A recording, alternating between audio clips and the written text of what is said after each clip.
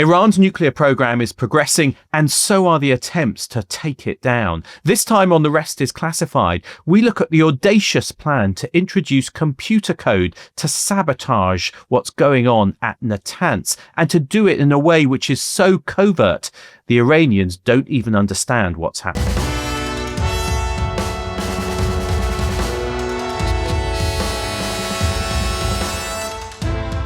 Welcome to The Rest is Classified. I'm David McCloskey. And I'm Gordon Corera.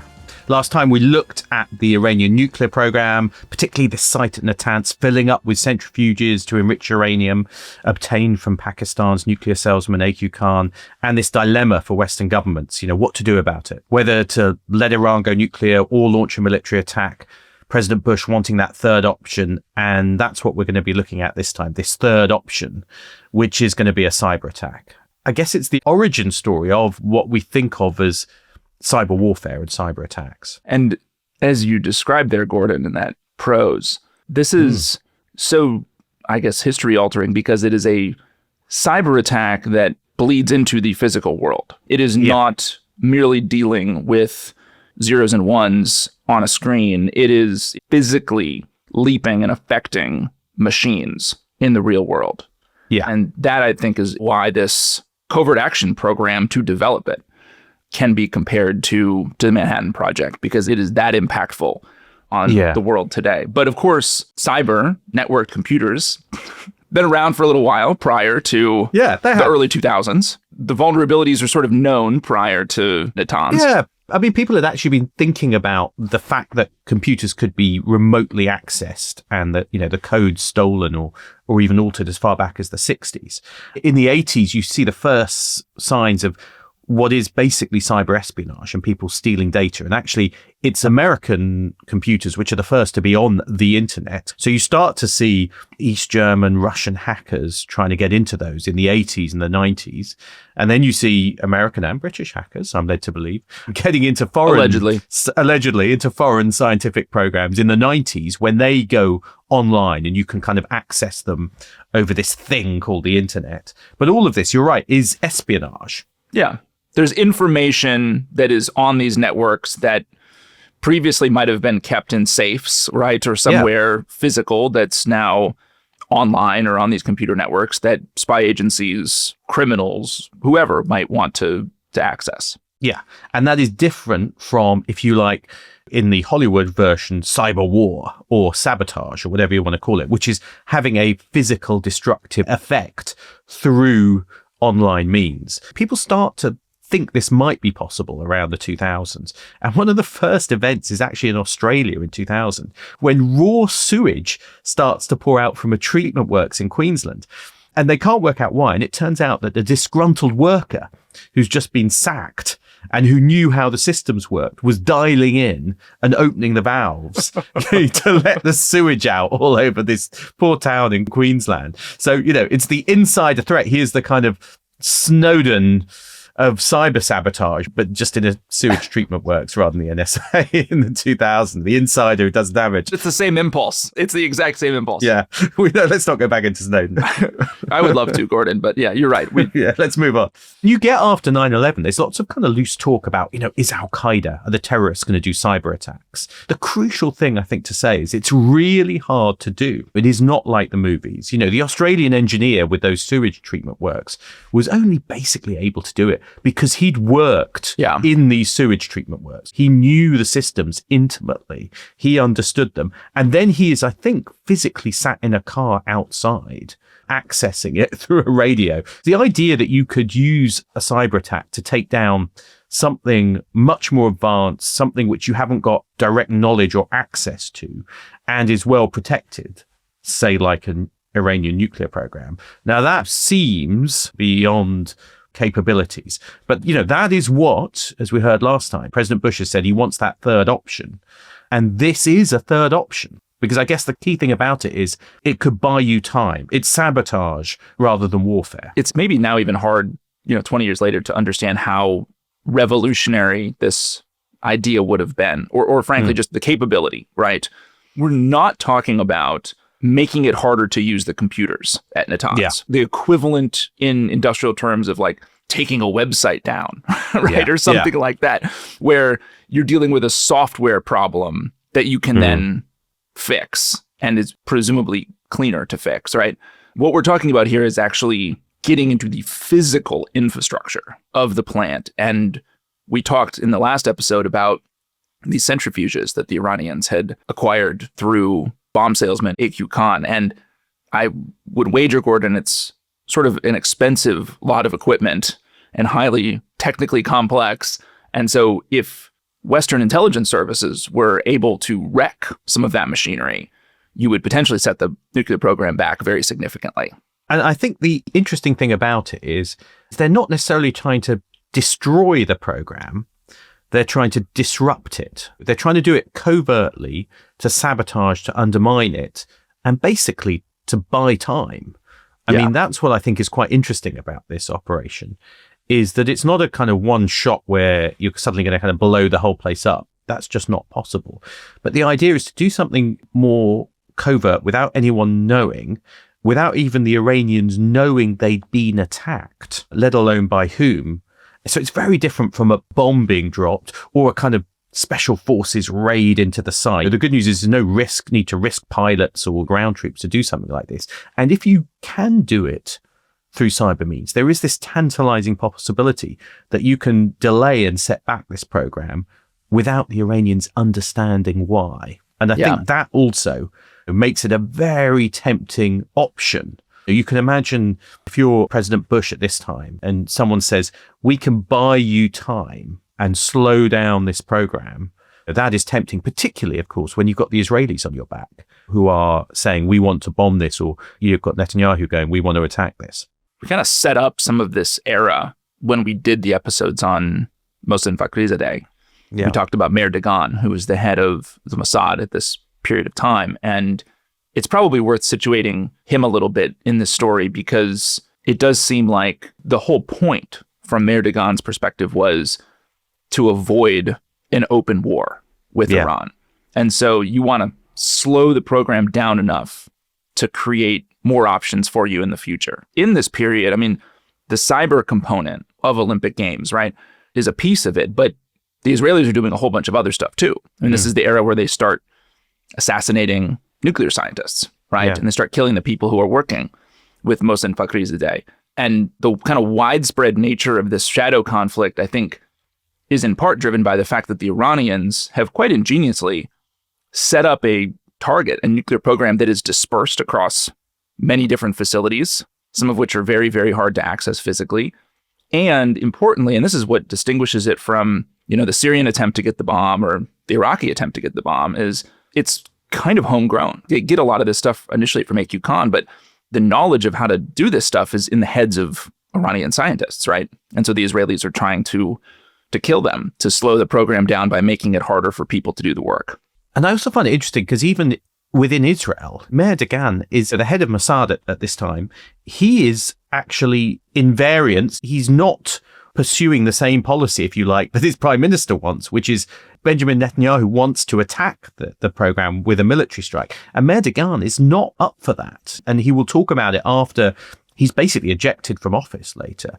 And so he is actually trying to stop his own prime minister, it feels like, doing something which he thinks is dangerous, which is launching a military strike. So he's invested in this idea, at Mossad, that they could do a covert action to slow it down. So he's also a bit like the American side, trying to kind of buy time and, if you like, divert the pressure from going for a full military strike. And I find that kind of interesting as well, because you do get a sense of the tension between, and you often hear about it, between Netanyahu and some of his own national security officials, because a lot of them at various times think this guy's going too far. He's too hawkish on some of these issues. And I think that was the case here. And so what Meir Dagan is doing by pursuing, Olympic Games and by even the assassinations is actually trying to buy time and avoid, the military option.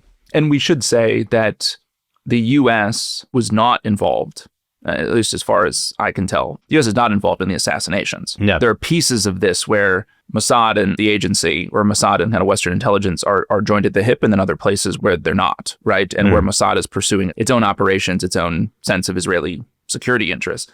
But there's an incredible overlap, I think, of interest, obviously, in stopping an Iranian bomb, but in, frankly, what is deemed as justifiable or worthy of the risk when it comes to sabotaging the physical components of the nuclear program. Because the U.S. at this point, Gordon, I think, has already tried to sabotage some of the program by kind of getting into the supply chain. It's like they put some bad components and some kind of sabotage components into that supply chain. Allegedly.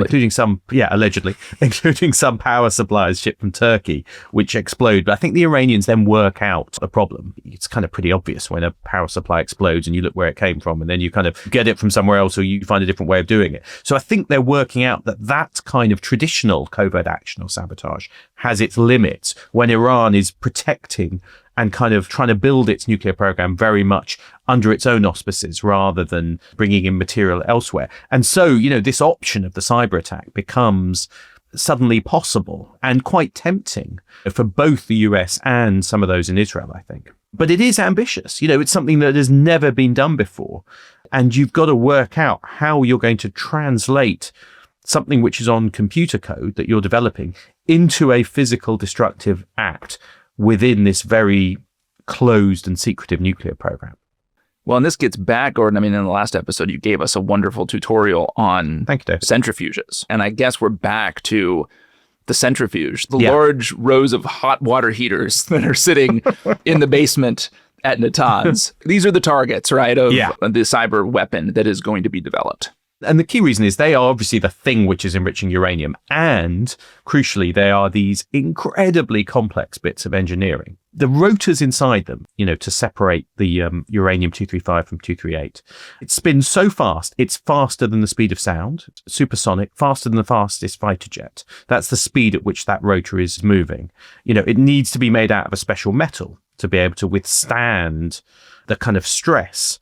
It needs to be perfectly balanced, this rotor, on a kind of ball bearing. It's incredibly delicate and fragile. The Iranians would find if you don't wear gloves when you assemble them and you get some dust on these rotors, they're spinning so fast, just that dust will cause an imbalance on the rotors and it will spin off and then smash into the kind of casing in which it is. So you have to maintain the speed of that rotor perfectly as well. You basically can't switch them off very easily. And it mustn't vibrate. It mustn't get any kind of dirt inside it. The slightest imbalance in this system and it can spin out of control. And then what happens is it crashes into the casing. And then because they're in a cascade, all these centrifuges together, one will potentially crash into the others like dominoes. And you can take down a whole cascade of centrifuges. So they are incredibly vulnerable bits of engineering. So if you start from the idea that you want to wreak havoc on this centrifuge cascade at Natanz, and you want the Iranians to be confused about what's happened. You don't want something to go boom and then they go back on the supply chain and say, oops, we're not buying from this supplier anymore. You want there to be this perpetual sort of confusion about what's happening. It seems like first off, you need a pretty detailed understanding of the facility at Natanz and exactly how it's laid out and exactly what type of machinery and software it's using to run the place, right? You need a lot of information to even get started. And all the signs are that pre the deployment of the code that's going to cause the damage, there are a couple of stages of more traditional espionage. And there's a couple of very advanced espionage tools called, I think, Flame and Dooku, which are the kind of, the hacker names for these packages which get inside the system. And they are basically there to just collect the data about what the system is and how it's working. We don't entirely know which countries were involved in that. I think US, Israel looks like definitely some signs, maybe some other countries as well. One of the interesting questions about that, who knows if the Brits might have had some involvement at that stage. There's been some suggestions of it. Of course, they wouldn't confirm it. But this is still espionage, you see. And you could imagine everyone saying, well, we need to understand this espionage. But then the next bit, which I think is really interesting. So even if you know what the centrifuges are and how the system is configured, you need to be sure how to have an effect on them. What code would allow you to have a physical impact on them?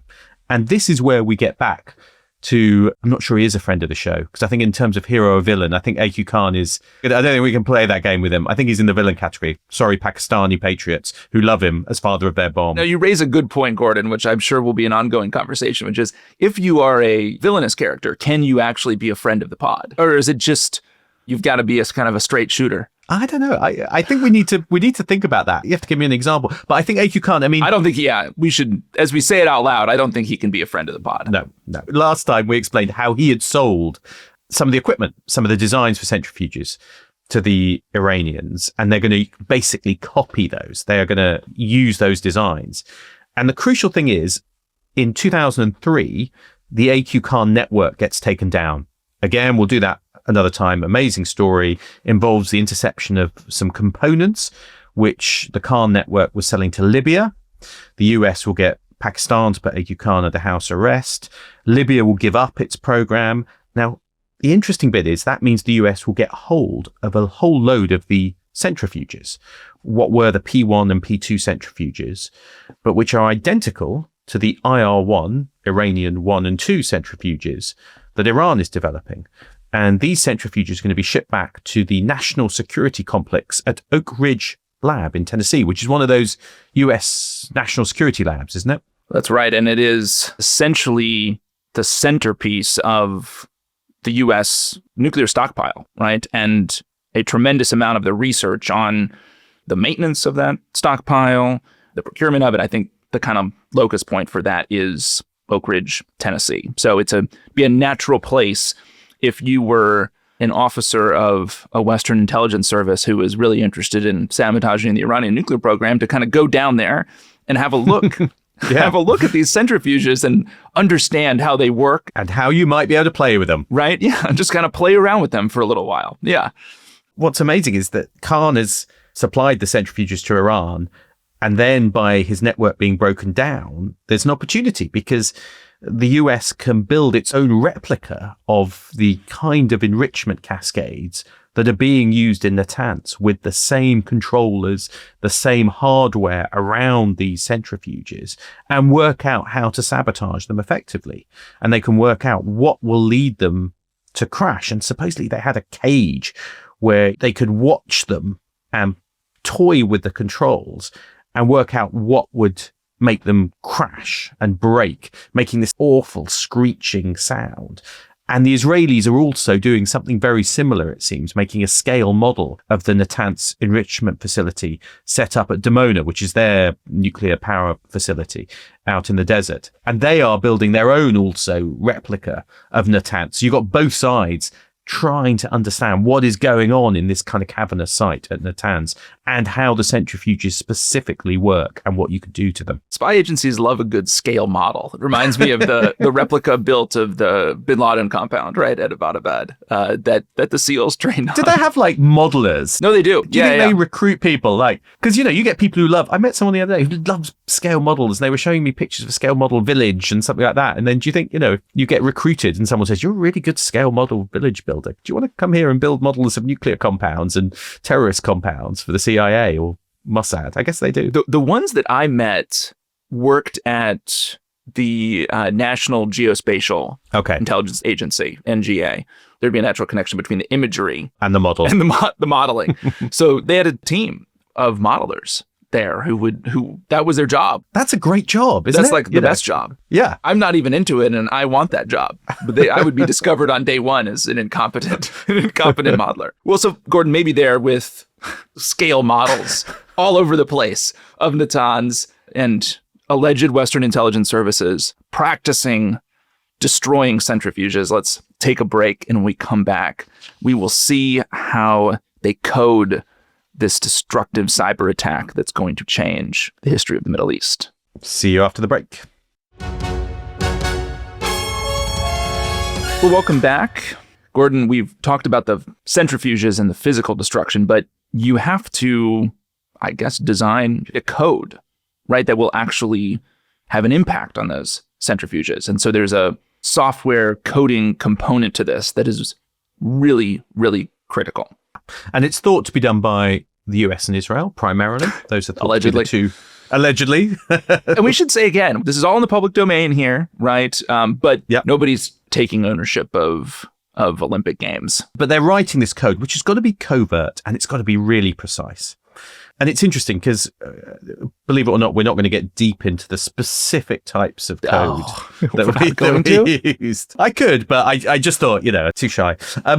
Show off my knowledge of coding. Last time I coded was, I think, in the 1980s using BASIC computer language. If you remember, you're too young, David, to know what BASIC was on a Commodore VIC-20 computer. You're probably too young to know what that is. I am too young to know what that is. But that's my coding knowledge.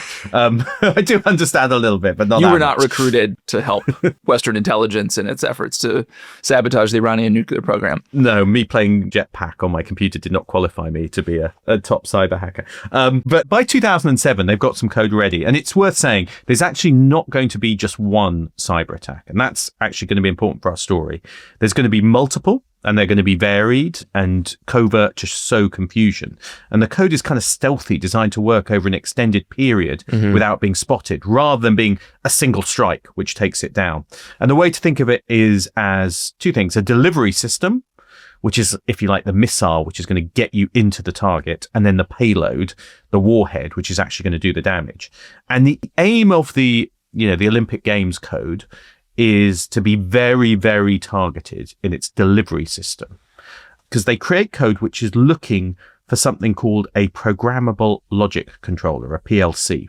And the PLC is used to control industrial facilities. So it's a small computer which you have at things like sewage plants, gas pipelines, train signaling, anything industrial in a factory, air conditioning even in a building. They're not built with huge amounts of security in mind. They just control a physical process. So they're the controlling system. And the coders are going to design something which is looking for a very specific one of these PLCs built by the German company Siemens, a specific PLC, and one that's operating in a very specific setup.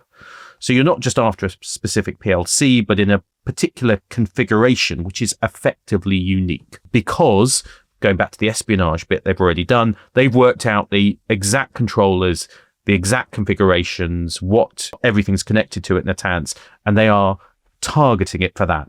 None of this, the covert nature of it, the precision, would have been possible without what was probably an extended phase of reconnaissance, right? Digital reconnaissance to map out exactly the structure, the architecture of all of the systems running at Natanz, right? I mean, you couldn't develop either the, to use the weapon terminology, the missile or the payload without the really detailed map of the facility. But you've got a problem when it comes to the delivery, because these industrial control systems are not connected to the regular internet.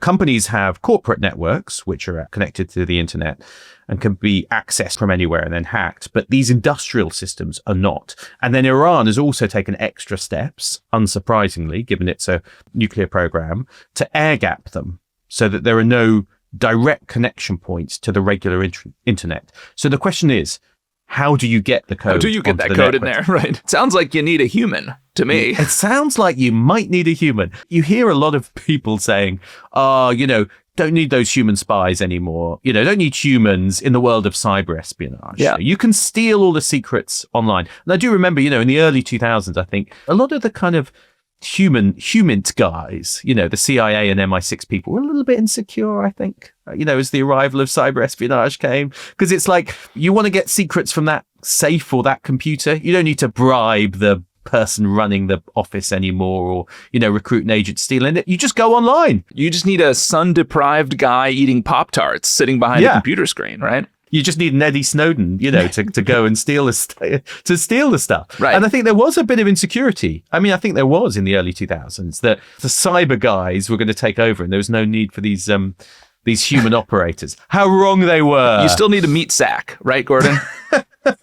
I've never heard that phrase. Really? No.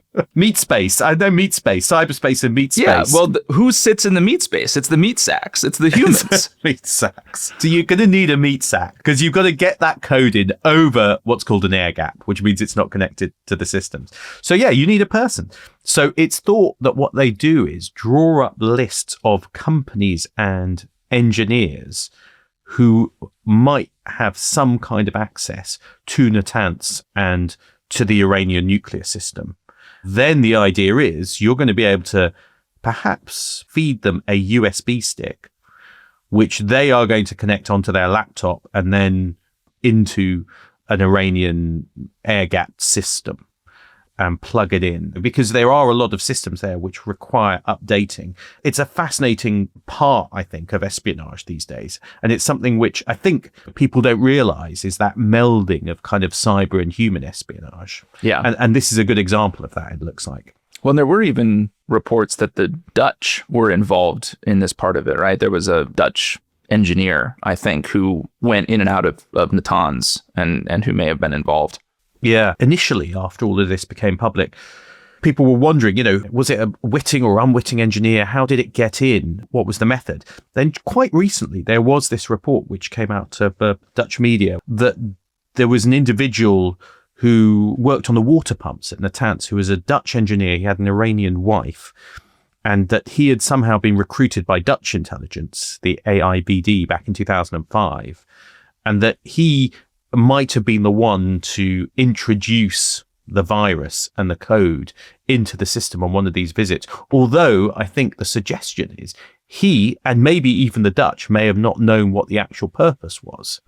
You could imagine the Americans or the Israelis or someone telling the Dutch, we just need to get this code into the system to do some espionage. And you can imagine this engineer going, could you put this in, help us out? You don't want to be the meat sack who gets sent into Natanz to stick a USB drive into a computer, right?